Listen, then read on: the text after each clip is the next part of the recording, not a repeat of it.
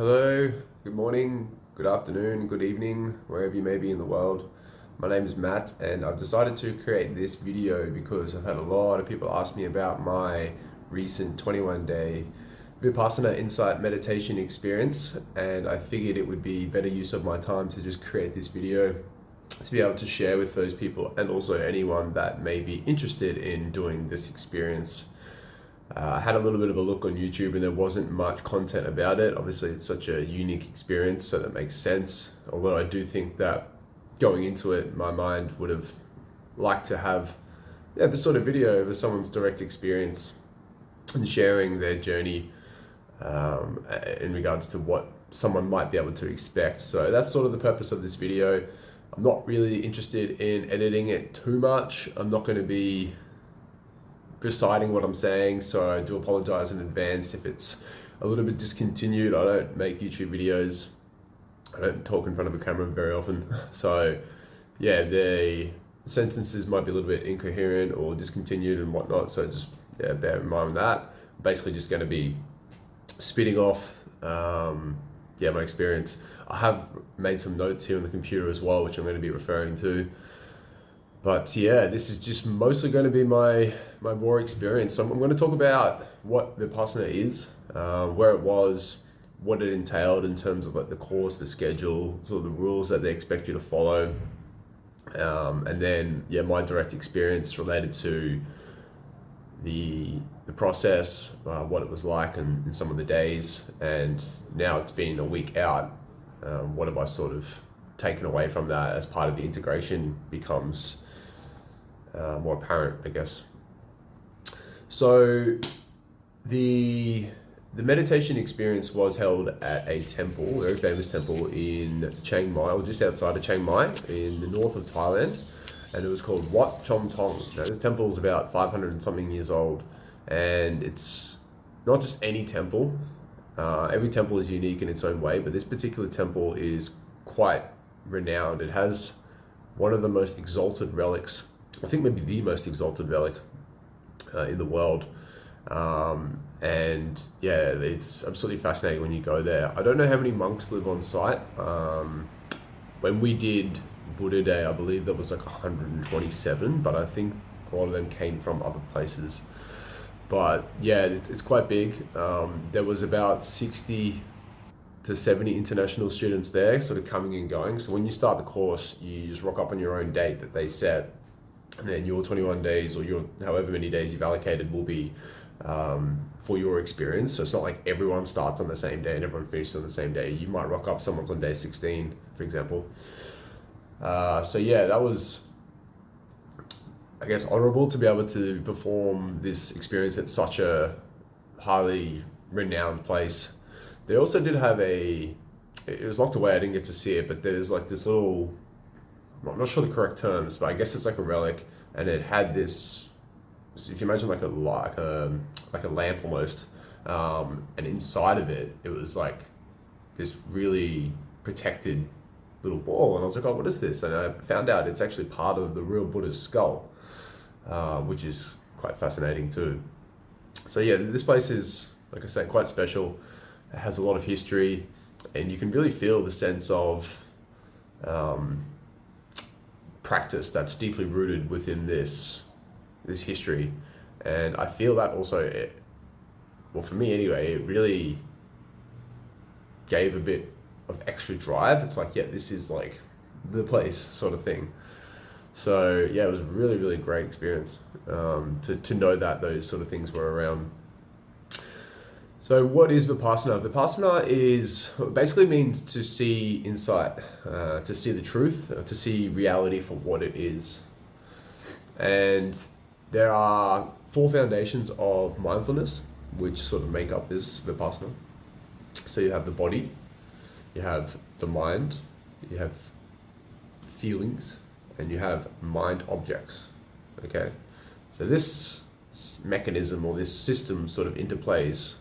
And so what you do with the Vipassana is they give you specific techniques, which I'll go into, and you basically are kind of like looking under a microscope, or maybe like a brain surgeon.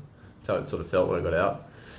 And you really start to see what goes on in your mind and how these things interplay and how this system and mechanism really works. And once you start to see these things, you start to see them for the truth and what they really are, and that can be quite liberating for a lot of reasons, which we'll go into. The Buddha said that the reasons to practice are to purify the minds and hearts of all beings, to overcome sorrow and sadness, to free oneself from suffering and pain, to discover the true path in life, and also to realize the end of suffering, otherwise known as nirvana. And this has been taught for thousands of years across many different countries. So I feel extremely grateful to be able to have this experience and this practice and share this video, which might give some people some inspiration or motive to be able to do this extremely profound journey that I would actually say is the most significant experience in my life to date. And I don't really live a conventional life either,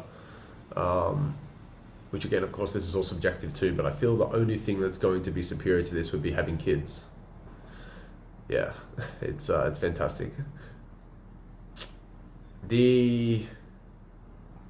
Just to give you a bit of context as well, I have done a 10-day retreat before going into this, and I'll just rewind actually a little bit. So 18 months ago, I'd done maybe 1 hour meditation in my life. I've always been into health and fitness, and my friend was like, oh, you should consider doing a 10-day meditation retreat if you like fitness challenges. And I was like, yeah, why not? Ignorance is bliss, right? So I went in there, and yeah, that was an interesting experience as well, just because you're there by yourself, well, with other people, of course, but 10 days doing something very difficult.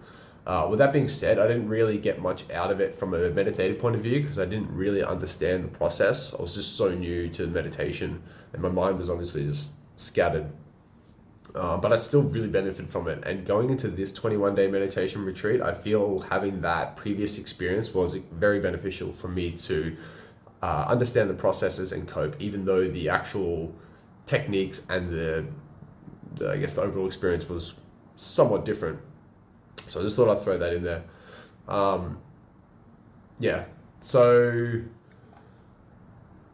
Okay. So with the 8 Buddhist precepts, you have to, we don't have to, but they like to,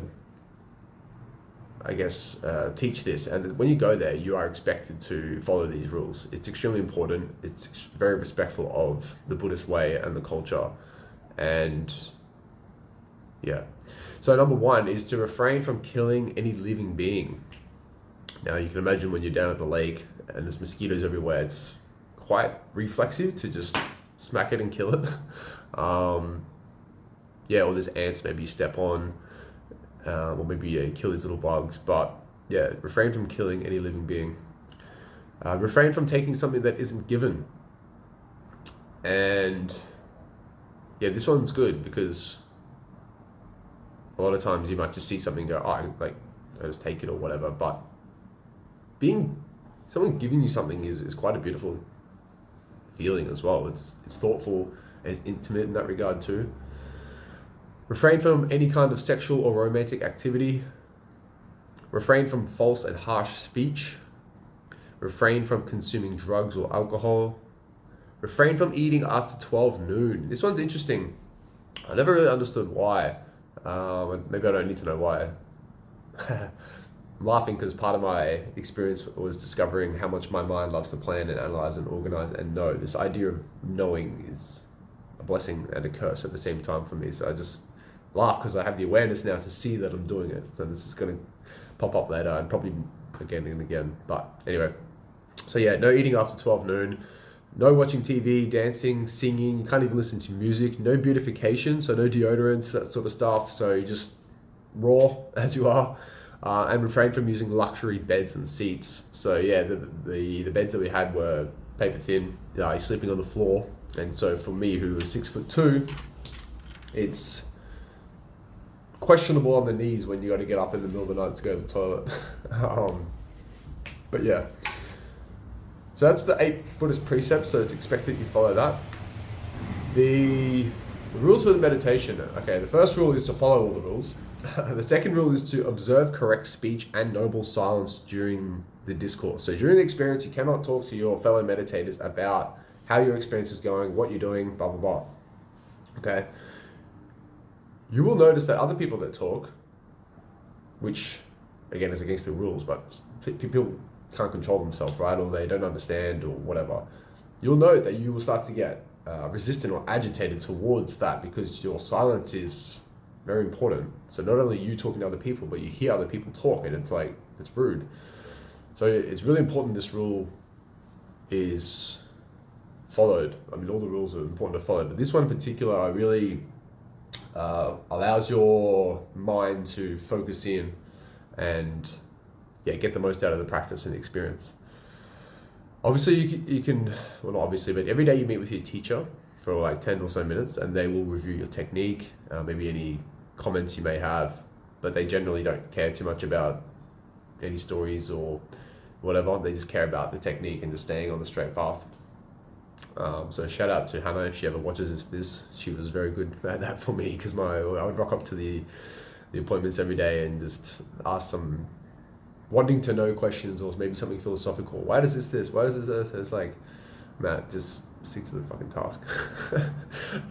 So yeah, her analogy was, you're going to Chiang Mai on the bus. Do you want to go there straight away or do you want to keep getting off at every stop? And I was like, that's really beautiful. So I've held that with me. So thank you again, Hannah. Yes, obviously you're breaking your silence in that regard when you're talking to the teacher, but in terms of like being around the meditators, the students, and just having general conversations, like just don't engage. Do yourself a favor, and you're doing everyone else a favor too. So no socializing or discussions. Maintaining mindfulness and slow movements at all times. So even when you're not necessarily doing your walking meditation or your sitting meditation, you should still be mindful, especially when you're eating or you're opening a door, grabbing a glass. You want to maintain and cultivate that mindfulness throughout the whole period of time. And it's very much like starting a fire, right? You're rubbing the sticks together. You want to create that friction and allow that chance for that fire to grow. If you keep dropping it, bringing them back together, dropping it, it's not going to be able to generate enough momentum to be able to actually get the experience. Again, no drugs, alcohol. Cigarettes and caffeine are not recommended, and if you are going to consume them, it's at an absolute minimum. Obviously, you don't want to stimulate or dictate the mind in any particular way.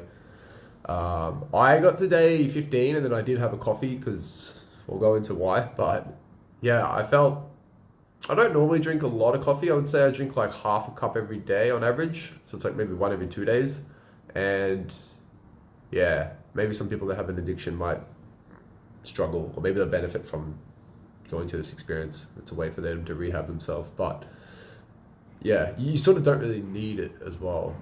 Yeah, because in a sense you're not really doing much, even though you're still doing a lot. Like you're just walking around this little complex doing your task, you're meditating, right? It's not like you're on the phone, busy at work, here, there, this, that. Anyway, sleeping during the day is not permitted, okay? Absolutely not permitted. Your mind will find reasons to want to take a nap, but it's absolutely not permitted. So I'll go into the structure in a bit. Can't exercise, so no physical, working out like push-ups and yoga stretching. Can't go for a run, that sort of stuff. Follow the teaching as the teacher describes, not mixing techniques. That's really important. You can't read and write either, okay? So you've got noble silence, no exercise, no reading, no writing, no mobile phones, obviously, no touching other students, you can't flirt, hold hands. You got to wear white as well, which is respectful of the environment, and no jewelry, nail polish. Beautification, as mentioned these things before. So you're quite raw, you're stripped down. It's just you and your mind. What a journey. They talk about in your experience and in a day-to-day life, but you will start to see, particularly when your mind is confined to this environment, you'll start to see these hindrances that pop up and arise, okay? So you've got 5 different hindrances. So number 1 is craving and senses. I feel like this, I feel like that. Number 2 is anger and ill will. Number 3 is sloth, so feeling tired, lazy. Number 4 is restlessness and worry, anxiety, doubt as well, okay? So these are the 5 hindrances that you will continue to experience. Sometimes you experience them stacked on top of each other as well. Sometimes you won't experience them.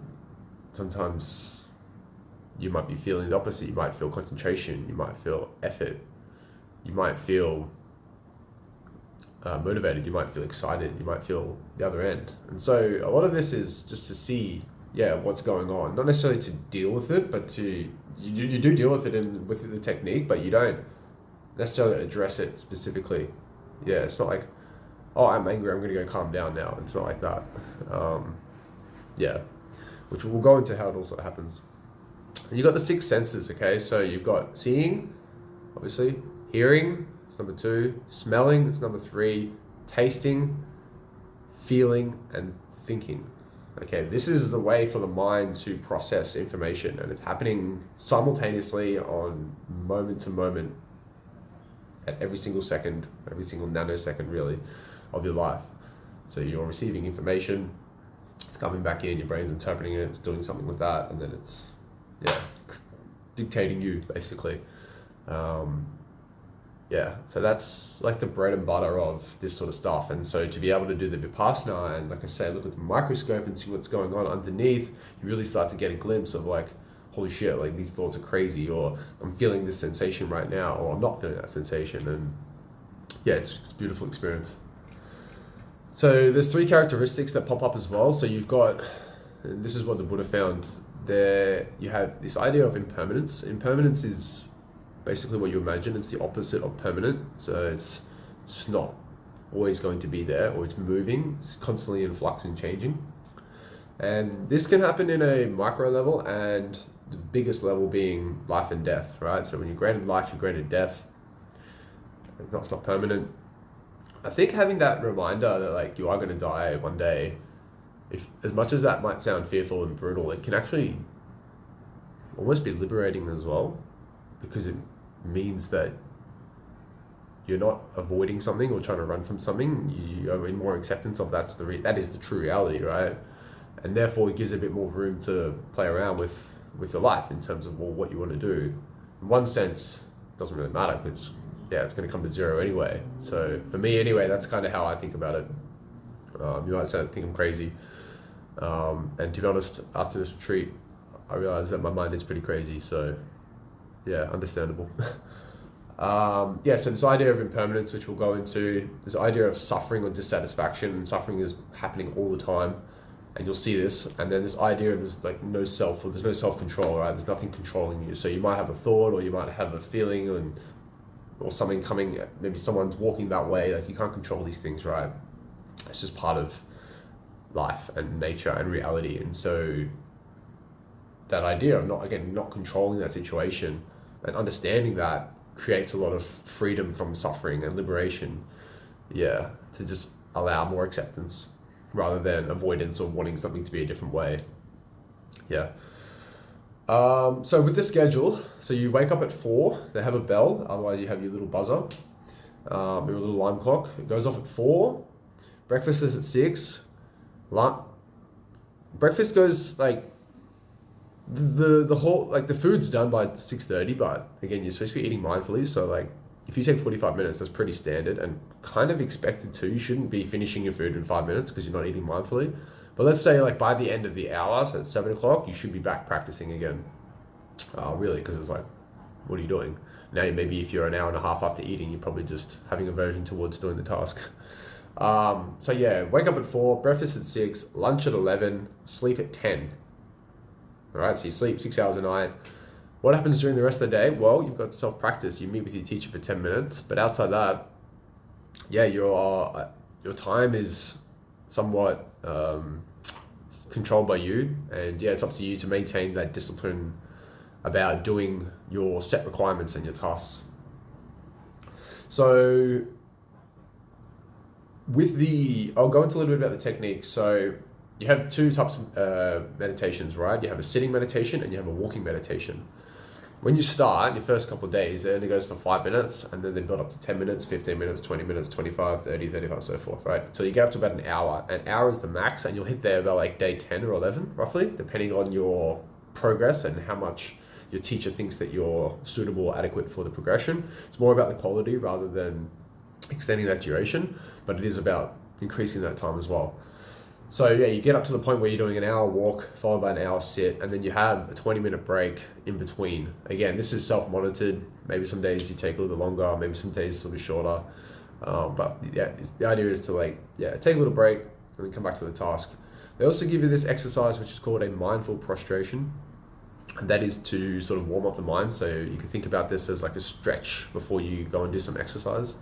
And it's basically, I won't go into it too much, but it's effectively you just concentrating on moving your hands really slowly, and then you're noting as you're doing that. So you might be like lowering, like touching, raising. So you don't want to be like raising or lowering. You want the synchronicity between the word and the hand gestures to be matching up. So you're basically channeling your mind into being mindful of what you're actually doing right now in this moment. So that takes about 5 minutes. So yeah, 5-minute warm up with the mindful prostrations. Then you do 5-minute walk, 5-minute sit. The walking will be something along the lines of heel up. Oh, actually, it's not even that. It's before that. Sorry, it goes right foot goes, left foot goes, right foot goes, left foot goes. So that's level 1. And then by the end of like whatever, level 7 or whatever it is, it'll be like this, right? So it'll be like heel up, and then so heel up, lifting, moving, lowering, touching, placing. So maybe you want to have a bit of a run through that as you're watching this video, but it's 6 sequences, and that can take you like 20 seconds to do, just one step. Yeah, so it's crazy. So you're mindful of the synchronicity between the words and the movement itself. So heel up, lifting, moving, lowering, touching, placing, and then rinse, repeat for the next leg, and so forth. So you're basically walking like a turtle, and yeah, it's boring. It's like your mind just like feels numb. It's like, what am I doing? This is like, it needs more stimulus. And eventually towards the end, it does start to become a bit quieter. With the sitting meditation, they get you to just start by doing or focusing your attention towards the rise and the fall of the breath. Okay, and then you get lost in thought, and then you come back to the rise and the fall of the breath. And again, you're just doing this for a couple of minutes. By the end, you do like a rise, fall, and then you bring your awareness to the fact that you're sitting on the mat, on the ground. And then they use the word touching, which I actually struggle with, because for me, touching means like 2 points of contact. I asked her for a different word, she didn't come up with one, so I had to kind of bear with what she was saying. But it'd be like rising on the breath, falling, sitting, and then touching. Now touching, you're not actually touching with anything, but you'll bring your awareness to touch. Like kind of like you're scanning a certain part of your body, and it'll be like you start on your right lower back, and then your left lower back, then you go to your right glute, left glute, back of the right knee, back of the left knee, back of the right foot, back of the left foot, top of the right foot, top of the left foot, top of the right knee, top of the left knee, top of the right thigh, top of the left thigh, and then right hip, left hip, so that's the lower body, and then you eventually build up to the upper body as well. So you go like again, right ab, center, shoulder, across and down, and then you switch around to the back. So it ends up being 26 points of contact, and it's very normal to get lost halfway through. And when you get lost, just go back to the start.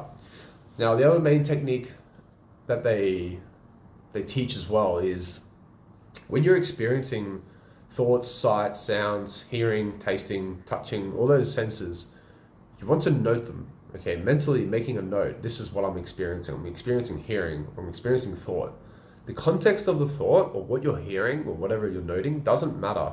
I don't care. Well, they don't care if it's a motorbike or if it's a bird or if it's whatever. It's just, hey, I'm mindful right now that I'm thinking or I'm hearing or I'm touching. This mindfulness helps to still the mind because it can't be in its active state of thinking and planning, and it can't be remembering because it's concentrating on the present moment, which is, in a sense, all you really have, right? I'm sure many people have thought about that. So by the time you have the future, that moment happens, and then the second the future happens, it's now the present. So it's, yeah, I'm not going to go too much into that. There's plenty of guys out there that have these sort of videos.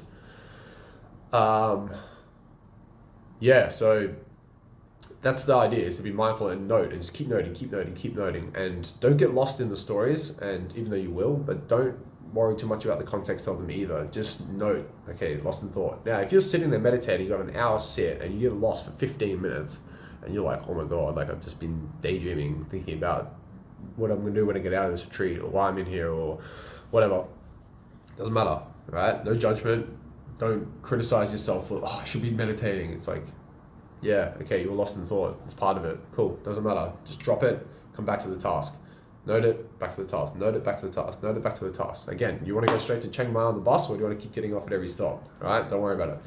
So you'll find that some sits are amazing. Maybe you're like really concentrated for the whole hour. Some other sits you're like, just, you don't even meditate. But it's all part of it, all right? And they do say there's no bad meditation. It's the one that you sit down and do is the best one as well. Yeah, so I think that's like really helpful for me, or was helpful for me during the experience. So maybe some people want to remember that or know that going into their experience. After you do your meditations, so you do your walk and then you do your sit, they want you to do a metta prayer and a prayer for forgiveness.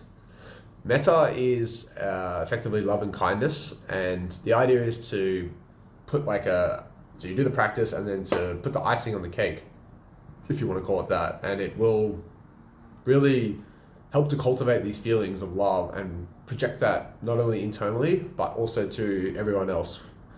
And that's really beautiful because humans at the end of the day just want love. Just want love and connection. That's all we really need. And then there's all those other bullshit layers that go on top of that. But at the core, like, that is, yeah, what humans need. So the prayer goes, may I be happy, free from suffering, free from enmity, diseases and grief, free from troubles, difficulties and dangers, and be protected from all misfortune. It's quite a beautiful prayer, right? Then you will say the same thing, but may all sentient beings be happy, free from suffering, free from enmity, diseases and grief, troubles, difficulties and dangers, and be protected from all misfortunes. So the first one's coming to yourself, and then you're projecting that out, okay? You got to give yourself the love first to be able to give it out. It's really important. And then there's another prayer, which is asking for forgiveness. So it goes, if I hurt myself intentionally or unintentionally through thoughts, words, or actions, may I forgive myself. If I hurt someone else through intentionally or unintentionally through thoughts, words, or actions, may they forgive me. Now, if someone else hurt me through intentionally or unintentionally through thoughts, words, or actions, may I forgive them. And yeah, it really helps to just be at peace with some grudges or some resentment maybe you've been holding on to. Yeah, maybe a thought will pop up as well, which is maybe important, maybe relative to what the prayer is about, and maybe there's a certain person in your life that you might think about and how this can be applied to them. Yeah, so that's sort of, I guess, the background of everything. Yeah, I'm not sure if there's anything else really to cover in terms of like the meditation itself, the techniques, the schedule, the rules. Yeah, so I'll go into a little bit about my experience. So much shit happened, right? So I'm only going to really comment on, I guess, the stuff that I feel is mostly important, and I'm just going to group it up a bit. Maybe I won't. I don't know. I'm just going to planning, thinking, noting. It's wild. Yeah. Actually, just on that, I will say the teacher told me there's 3 types of wisdom. The wisdom from memory, the wisdom from thinking, and the wisdom from knowing. And the wisdom from knowing can only arise when these other 2 are silent, okay? And hence the mindfulness. So when the mind's still, the wisdom can arise, but it can never arise when these other 2 are present. And you'll find that the default state of mind is to be in either memory or thinking. It's either here or there, the future or the past. It's back and forward. It's up, down, left, right, in, out. It's literally like a circus if you have the opportunity to pay attention to what's actually going on in your mind and just see how crazy you are. It's kind of funny because going in there, you're like, oh, have I lost my mind? Why am I doing this? And you go in there and you're like, yeah, I'm crazy. Yeah, you see you're crazy before going in, if that makes sense. If it doesn't, then do the retreat and then you'll know what I'm talking about. But yeah, it's like clown world, honestly. It's, yeah. And to be able to detach from that and just see that for what it is rather than be so consumed by the thoughts is really powerful. So for example, I'll just say one more thing on this. So for example, imagine you're driving in the car, right? You're in the front seat, you're driving, and you're looking out the windshield. That's like your default state, right? You're in the thought, you're in the experience.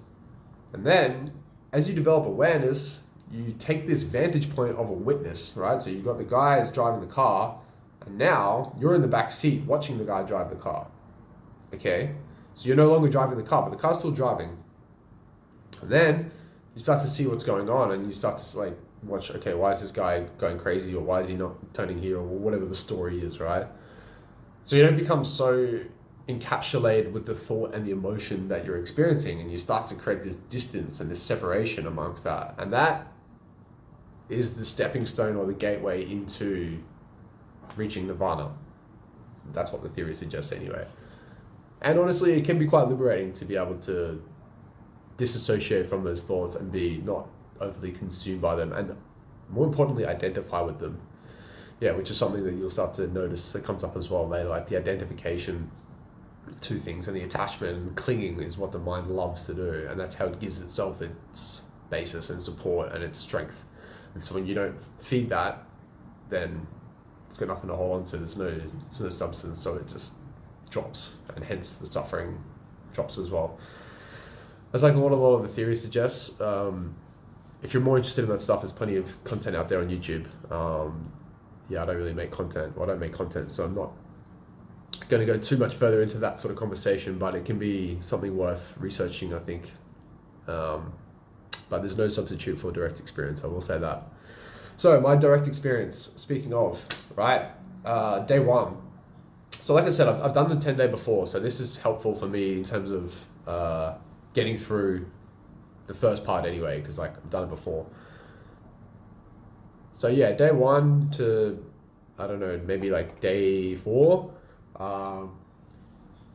Yeah, you go through a lot of highs and lows. I mean, the whole thing, you go through highs and lows, but it's like I'm excited, I'm ambitious, I'm confident, this is a new experience, I feel great being here, I know this is a good decision. You know, mood's high, confidence high, whatever. And then there's also moments of like, what the fuck am I doing here? Have I lost my mind? This is like crazy. Like all these people are weird. You can't talk to anyone either, right? So you can't gain that clarity or that knowing. So there's more doubt. You're more in like murky waters in that regard. But it's an extremely friendly environment. Like you're in a Buddhist temple where people are trying to preach a teaching, or people are preaching a teaching from how to eliminate suffering, right? So it's, yeah, but your mind will still spin these stories. So yeah, like I said, each day the teacher builds up your practice and you sort of find your groove. Yeah, maybe you figure out who your neighbors are, you understand the mechanics of how the day works. Yeah, so typically like wake up at 4, like I said, do a bit of a sit or a walk, whatever your exercises are, for however long, go have breakfast, walk around the lake for maybe 10-15 minutes, and then back to work till lunch, and then back to work till dinner. So yeah, day 1 to 4 is, like I said, mostly just settling in and a lot of like, yeah, ambition and a lot of uncertainty as well, just about like feeling good being here. Am I doing it right? You know, what's going to pop up? Again, it's all just noise, right? It's like, doesn't really matter because whatever's going to happen will happen. And it'll always play out that way. You'll only ever get to experience one version of that as well. So yeah. Day 5 to day 9, this is where we started to develop some skill or momentum in terms of the practice and the benefit from it.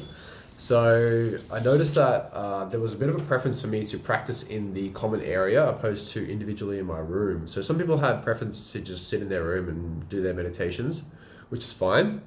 But for me, I found that because you have to do it between 4 and 6 and then 8 and 10. So I was already allocated those times in my rooms, and I valued the social experience.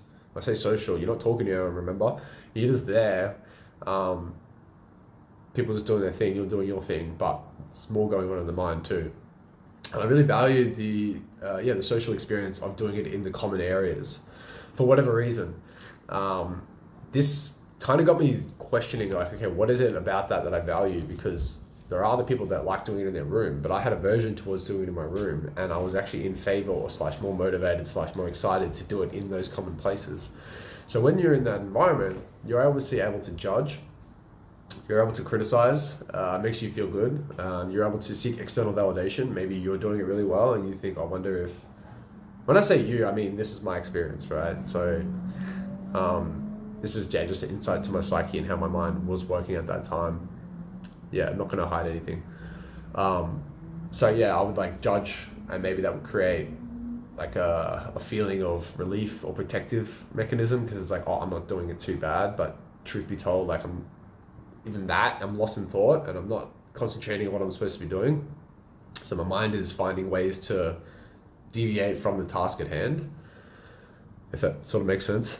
And then maybe you could argue, well, I just value social connection as well, which is, again, it's a normal human thing to do. Yeah, so there's like arguments for both sides, and what's the truth? Well, it's hard to know. But again, this is more just about observing rather than the idea of wanting to know. It's more just to, see exactly what's going on. Yeah. I noticed my mind loves to plan. Super strong, like I said, planning, thinking, knowing, analyzing. This script that runs in my mind is, what I realized later on, is the most prominent and dominant thing. It basically dictates my life, and by the time I'm even aware of like the fact that I'm planning or thinking, it's already done 15 laps around me. It's crazy. And again, it can be very useful, but in certain situations it can be not useful and very detrimental. And yeah, I've certainly encountered some experiences, especially with women in my life, where maybe I've been too dominant in that regard and not, just listen to the feeling or go on with the moment or whatever. But this is not some story about me being single. This is, I guess, a reflection of how this pops up into my life. Yeah, so my mind loves to plan, creating structure, setting times. When I go to breakfast, if I leave at 6:45, I'll get 15 minutes at the lake. I'll come back, I'll start at 7. And then if I do 3 rounds in the meditation hall there, then I can have a 5-minute break, come back, make a tea, and all this bullshit that goes on, right? And it's like, yeah, maybe there is some element or argument for that. But then when it comes to the actual thing, I might have made this plan and then I don't stick to it, or it doesn't happen, or something else pops up, or whatever, right? It just, like, this noise in this plan, it's like, it doesn't matter. I'm not to say, I really want to emphasize, it's not to say you should never use it or it's not important, because it can be, and it really is. But a lot of the times, it's just so strong and it just runs my life, like I say. And that can, now I see it, it creates like a lot of suffering, I wasn't even aware of. Always just trying to optimize for the best result. Another thing that popped up as well is I noticed some sort of attraction towards, or even like an admiration for people that have been there for longer. So you can tell the people that are more experienced, right? Because they're fluid with their technique, and they are obviously doing more. Like, you might just be going right foot, left foot, right foot, left foot, and you're only meditating for 5-10 minutes. These guys are doing 1 hour sits, so you already know that they're day 15 or whatever. They're far down the path. And I feel like I had admiration for those kinds of people that were able to, persevere with that, because it's like, fuck, man, like, they're towards the end. Maybe they'll leave tomorrow. Maybe they've got 5 more days left. You don't know. You can't talk to them, but you just know that they've been through a lot, having already been there for such a long period of time, and you're just getting started. And I really valued that. There was an interesting experience that I had with a girl there too, where I noted that she was always on time. So let's say, lunch is at 11, by 12 o'clock you're meditating. At 12 o'clock, every single time, she was there doing the practice. What was I doing? I was planning I was going to do it by 12 o'clock. That was for sure happening. But the truth, what was happening is it gets to 12 and then aversion would kick in. I'm feeling a bit tired from eating. I'm feeling so hot here, because it is hot in Thailand. It's like 30 degrees up there. Some of the rooms have aircon, some of them don't. I'm like, I just go brush my teeth a little bit. Like, it's a good opportunity for me to get into the habit of practicing cleaning my teeth right after I eat, rather than wait for later.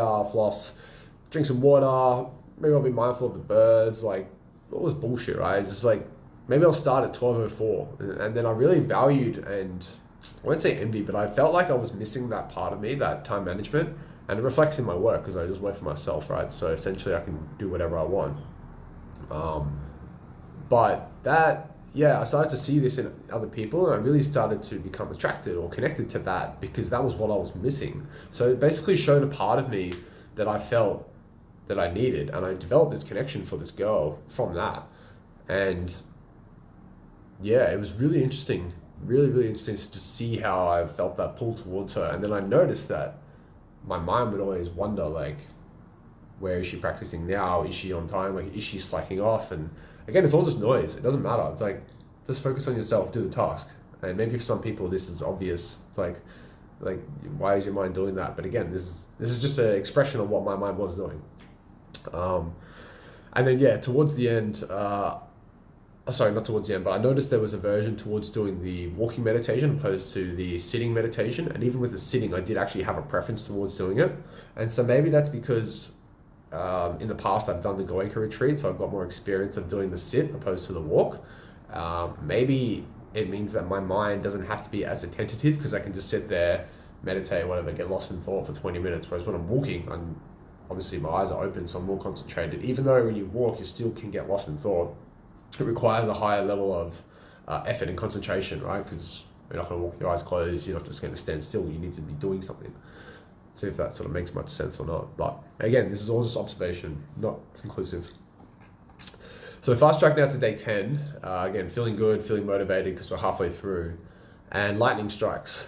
And lightning is in the form of paranoia. Yeah, big paranoia / anxiety episode. I thought I was in a prison. So this happened at around like 10:30 or 11 o'clock in the morning. I was just walking around the complex between my sits and I completely flipped out. And I'm not prone to anxiety / panic attacks / paranoia, but I now really, really empathize with people that have anxiety and feel that it's fucked. Your mind just spins some insane story and goes, yep, because of X, Y, Z, this has to be the case. How can it be any other possible way? And you become so like narrow-minded and tunnel vision on this particular thought, and it creates this uncomfortable feeling in your body. And yeah, for me, I thought that I was in a prison, right? So this is what my mind was saying to me.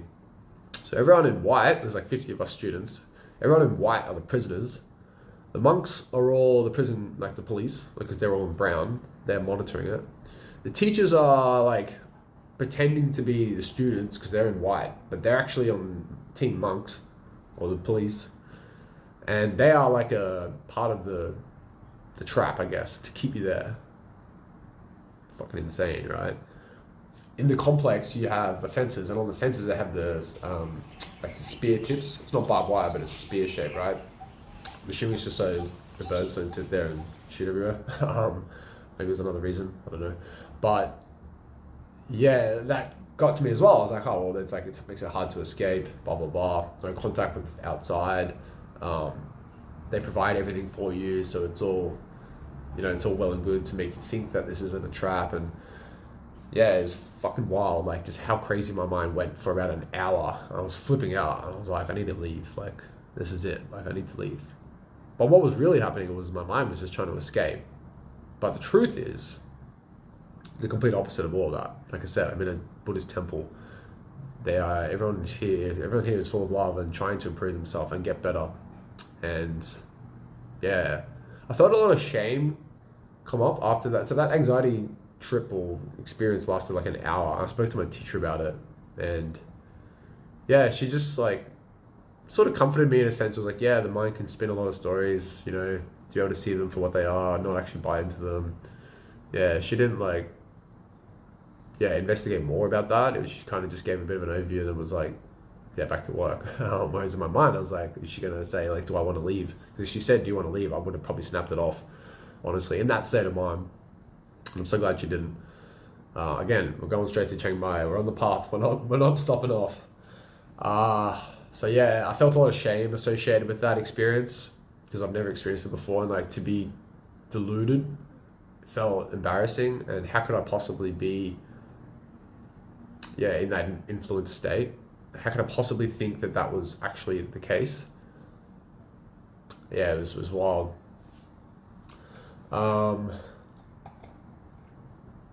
What else?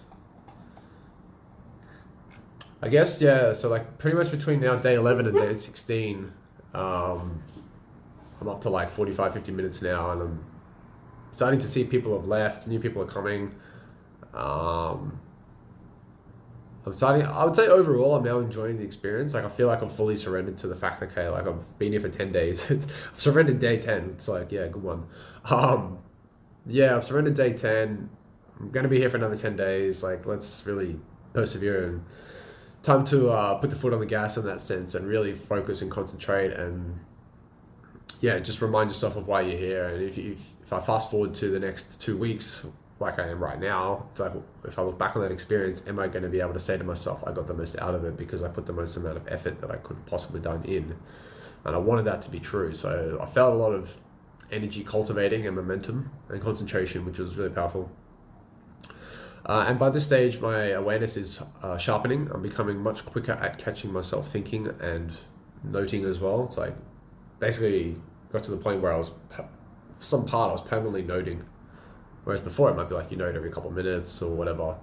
But it's like hearing, thinking, seeing, like bang, bang, bang, bang, bang, bang, bang, bang, bang, bang, bang, bang, bang. It's just like rapid fire, right? And again, this is the awareness sharpening. Yeah, so like I say, not really too much in terms of, well, I didn't have any paranoia episodes. Yeah, you watch a little bit of a video about the Buddha, the story, which I'll quickly go into. There's plenty of videos out there on YouTube. But basically the story is he was a prince. He was born into the riches. His dad protected him from like disease and disease and suffering. So everyone that was in the castle or the area was really fit, really young, healthy.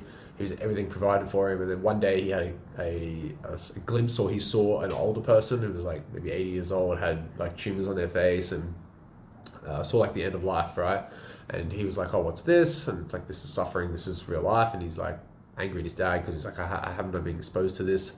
So he wants to now abandon the life of the prince and go out and understand suffering. So he goes out to the woods, doesn't eat for like 6 months, or he eats like 1 grain of rice, becomes really weak, realizes that's not the way. And in the video, he's sitting there at the lake drinking water, and there's a boat that goes by, and the saying is something along the lines of, if the slack's too tight, then the string might break. If the slack's too loose, then the boat won't move. And he had this aha moment, and he realized that, yeah, if too much concentration, it's not going to work. And if it's too loose, it's not going to work as well. So you need to find this middle way. And this is this concept that he came up with, finding the middle way. And this middle way has been really, really powerful for me, because with my planning, thinking, and analytical mind, it tends to be very like dialed in and drilled and concentrated on certain things. And I noted that when I was doing some of the meditation, I'm like, especially trying to do the sitting one, I would feel my mind have these like tension headaches, and I could feel this like, yeah, it's kind of like this sensation like running down my forehead, like here, and even like down here, right? It was like this laser beam, like zzz, and I was way, way, way too dialed in and concentrated, and I knew that every time I intentionally ramped up the concentration, that sensation would deepen and become more and more prominent. And yeah, it was just the fact that I was just trying too hard, right? So that's when I needed to let go a little bit. But then if I let go too much, then maybe I'd be lost in thought, or I wouldn't actually apply myself. So it's this constant swaying and this toggle of finding this middle way. And I think about this concept now in my life, and I feel that it can be extremely beneficial, because if you do too much of one thing, you're going to feel aversion towards it, or it's going to cause every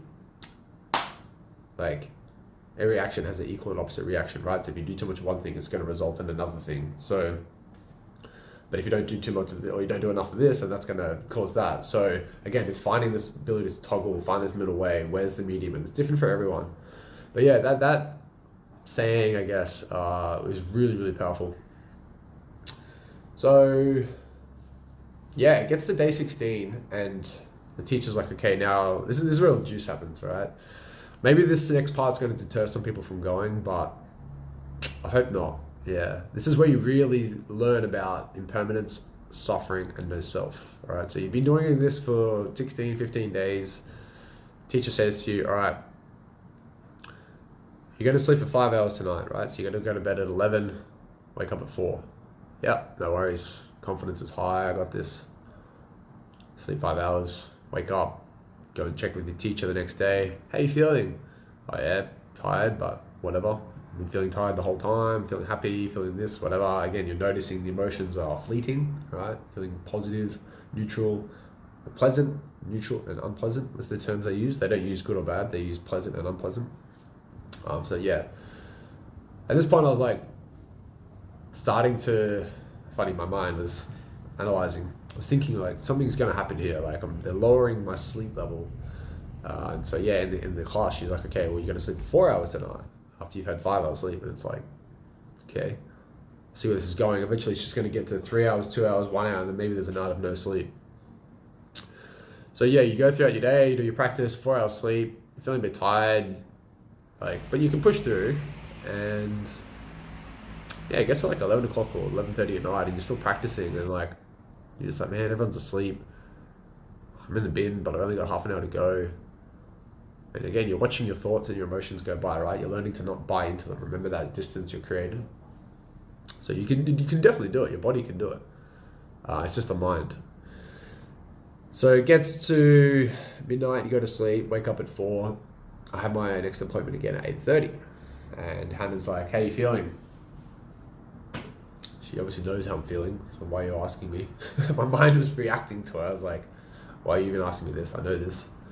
I didn't say that to her, but I was like, yeah, whatever. Like, just, what do I need to do? All right, so we're about to do a exercise of determination. She goes, read this.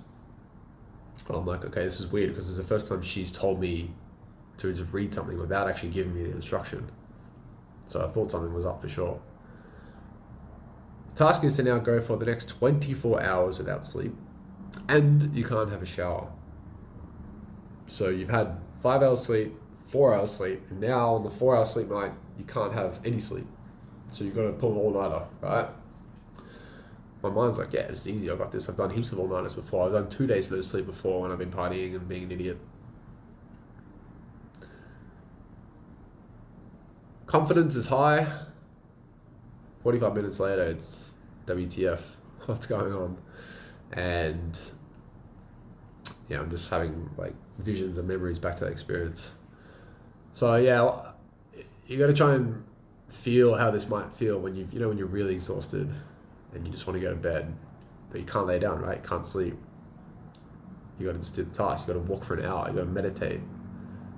You have to take 30 seconds to lift your foot up, move it, lower it, touch it, and place it, and not lose your balance. And then lift your left leg up. You do this for an hour. Then you got to sit down for an hour. And then you got to walk for an hour and sit down for an hour. And you basically end up doing about, well, in that instance, you do 24 hours of, well, actually minus lunch and breakfast. So you do 22 hours of meditation, 11 hours of each. Well, actually a little bit less because you got breaks as well, right? Call it like 20 hours. So you're not only sleeping less and getting less recovery, but your output is now, your energy output is now going up as well, right? So you're recovering less and you're doing more. So you're creating this imbalance. Next morning, get to the sunrise or 4 a.m. and you start to hear people's alarms going off and you're like, yes, I feel human again, right? You feel connected because you know there's going to be people around you. It's going to give you a lot of morale, a lot of energy. Go for a little walk down the lake.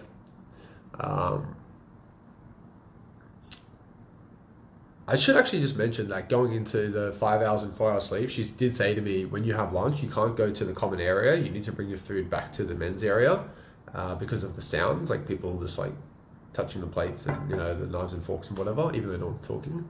And also she prohibited me from going to the lake, especially when people are around, because it's too distracting. The mind's, not concentrating on the task. But I will admit, at 4 a.m. I did go to the lake because I thought that I was going to lose my mind, for one, and two, I thought that I wasn't going to make it till the next appointment, and I felt extremely tired. I was like, if I don't keep meditating, which I really didn't want to do, even though that's what I was supposed to do, I was like, I'm not going to make it, so I'm just going to go for a walk down the lake. So yeah, just thought I'd mention that.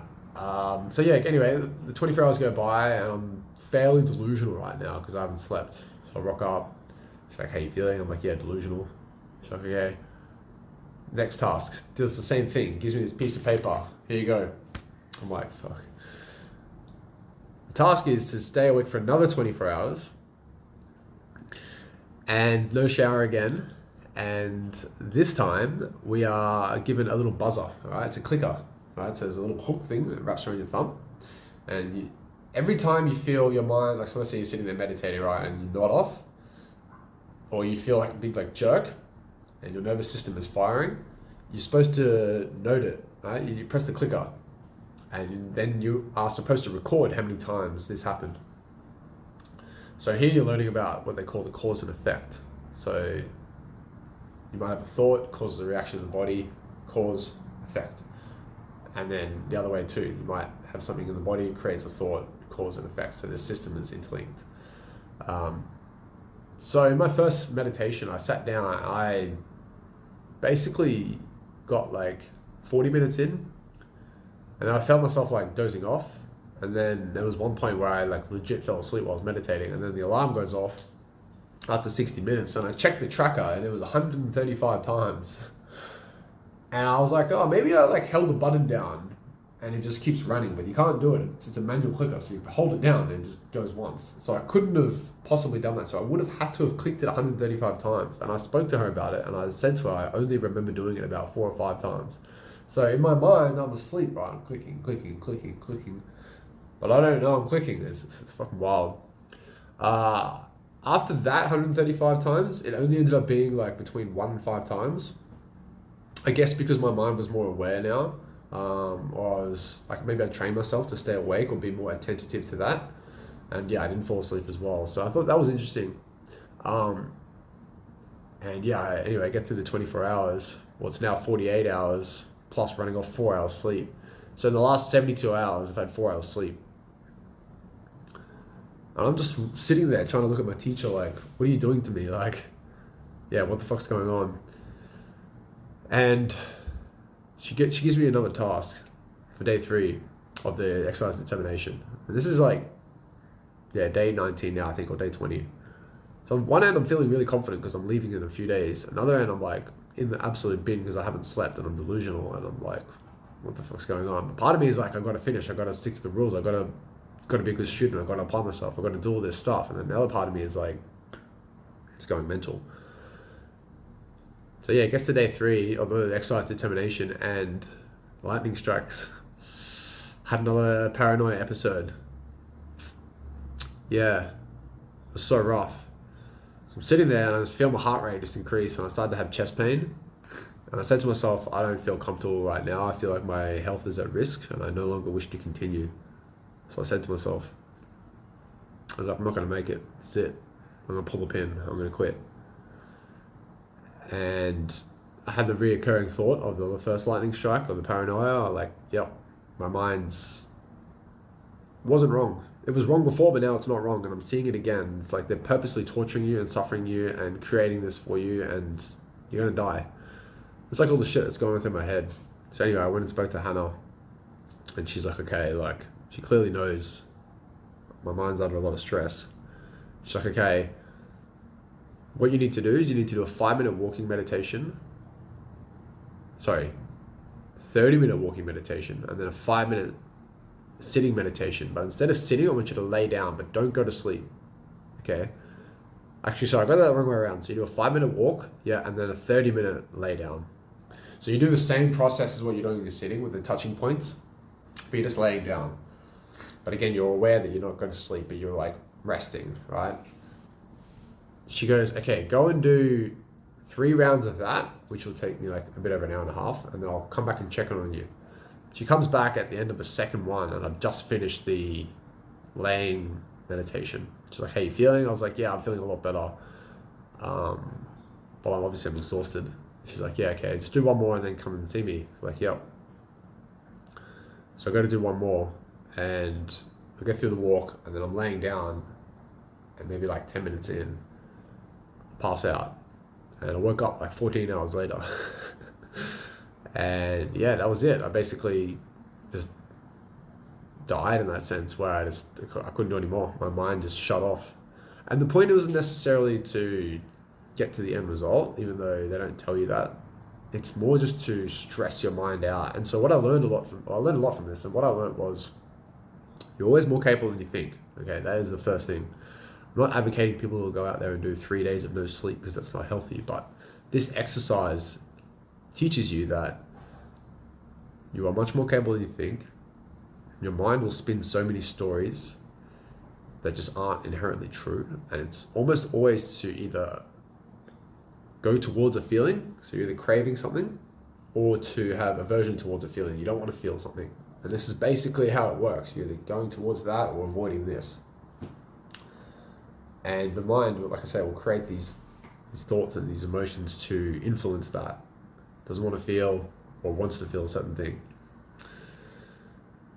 The concept of impermanence. So you, like I say, you're sitting back in the driver's seat and you're just watching the car drive, right? So it's sunny, it's rainy, it's hot, it's cold, you're tired, you're happy, you're angry, you're sorry, you're this, you're that, you're up, you're down. And it's just this idea of like, nothing that you're experiencing is permanent, right? It's constantly changing.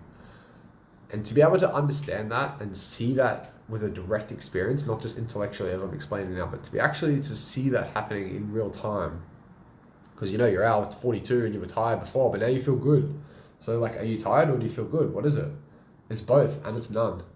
To be able to see that impermanence and then apply that to your life in an everyday sense, I feel for me is really, really powerful. Especially with the idea of like non-attachment and letting go of things, understanding that, well, this is just this moment and what you're having is actually what I concluded as well. Human beings are just having sensory experiences from moment to moment. That is the fundamental nature of human reality, at least from what I've experienced so far. So all those senses coming in, sight, touch, sound, taste, blah, blah. That is all happening simultaneously on many different levels and at lightning speed, and it's happening moment to moment, moment to moment, moment to moment, moment to moment, moment to moment. It's happening to you right now as you're listening to this video, so maybe you can drop into that awareness and see or feel what's going on there. And yeah, this was like a really big insight for me. Like I said, I feel like that understanding the nature of impermanence, understanding suffering is part of life. It's everywhere in everything you do. Like my ankle's sore from walking, I've got to do another how many reps, and my back's sore from sitting meditating, blah, blah, blah. It's like, yeah, it's everywhere, right? So accepting it, not buying into it, not being part of it, I guess, is really powerful as well. And then, yeah, the last one with the no self / no control. It's liberating knowing that a lot of things are out of your control and are just going to happen. Life's happening through you, I guess, not to you. Yeah, and then we get relief on day 21. So we get let out, and yeah, there was a really beautiful experience. So after I'd slept a long time and then woke up and I saw the teacher, she said, okay, I want you to do one more 30-minute sit. And then after that, I want you to send out a metta prayer to yourself and to anyone that you may be thinking of. And then you can have a shower and then go back to the lake, go have breakfast, do your normal things again. And there was so much relief from this. Can't describe it. So when I was sitting there doing the metta prayer, honestly, it was like the best way to finish. If you watch that experience as like a movie, it was like such a beautiful ending, right? So I'm sitting there and I'm saying the prayer and I'm thinking of my family. I'm thinking of the person who told me to do this. I'm thinking of me and my past and where I am right now.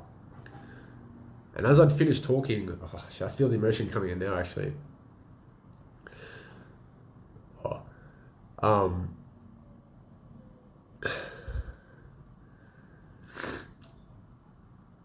As I'm sitting there, I just feel this like one teardrop come rolling down my eye here, or my face, sorry, right? And it stops somewhere here.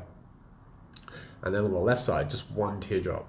So it wasn't like I was like hysterically crying and releasing. It was just like one and one. And it was just cherry on the cake, like sign the paper, done.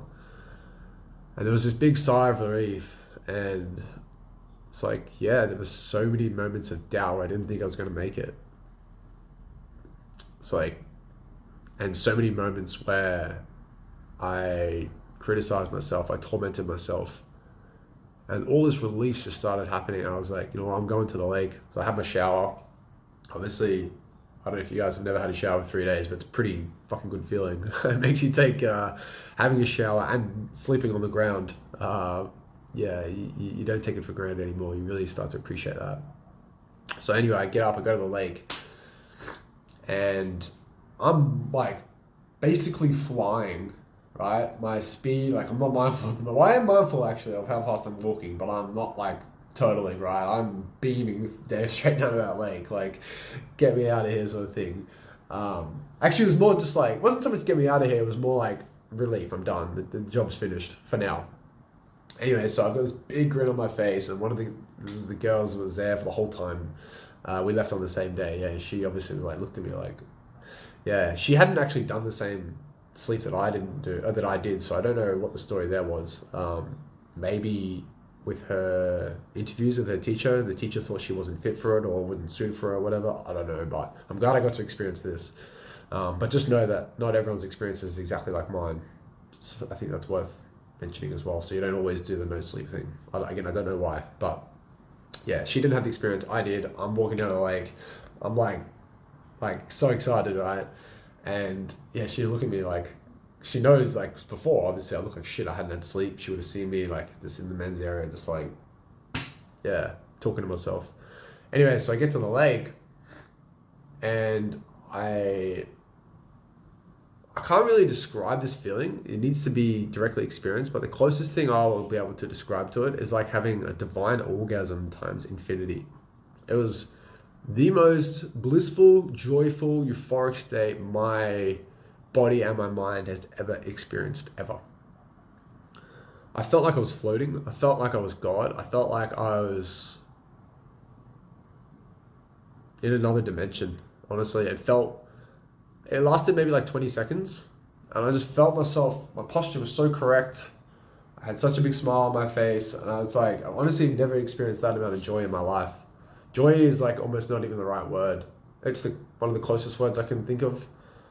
Yeah, ecstasy, euphoria, divine orgasm times infinity, I feel is the most appropriate term, and even that probably isn't describing exactly what it can feel like. So if you can just get to experience this one moment and release some suffering, it feels incredibly beautiful, and it'll give you a new perspective shift on life.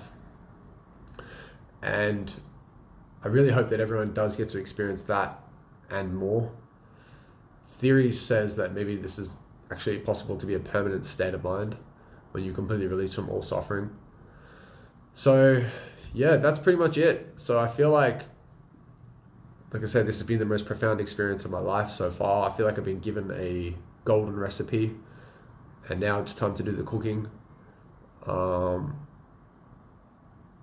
do wonder what it would be like to go deeper and go longer. There was a part of me that wanted to experience that as well, but also I was glad to get out for the 21 days, and now it's a process of integration and seeing what arises. So I guess just to summarize the video, for me the biggest takeaways are seeing the idea of impermanence and having experienced that, seeing the no control, it's no self, and the suffering and how that occurs in moment to moment. The fact that we are just having sensory experiences moment to moment can create a lot of freedom and liberation, especially when things like fear arise. Again, it's just a temporary state of mind, right? It's again like the anxiety thing. It's going to pass. Yeah, and it's not to discredit what's actually experiencing right now. And again, noting that, feeling, thinking. You're acknowledging that, right? You're not disregarding it, but you're not buying into it or letting it consume you, because you're going straight to Chiang Mai. Yeah, so that's like the main things that come to mind. So feel free to comment down below any questions you may have. Try and engage as well. I'll put a link, I guess, of what I did, maybe some other things as well. But yeah, that's all for this video. I hope you guys have enjoyed that. Apologize if that was a little bit long, a little bit dragged out, or the delivery of the style of communication or delivery of the video itself wasn't the best. Like I said, I'm not a video editor. Justifying. Yeah, hopefully you guys enjoyed that. Like I say, feel free to comment, and yeah, I hope everyone gets to experience this extremely profound journey once in their life. And yeah, may all sentient beings be happy. Peace.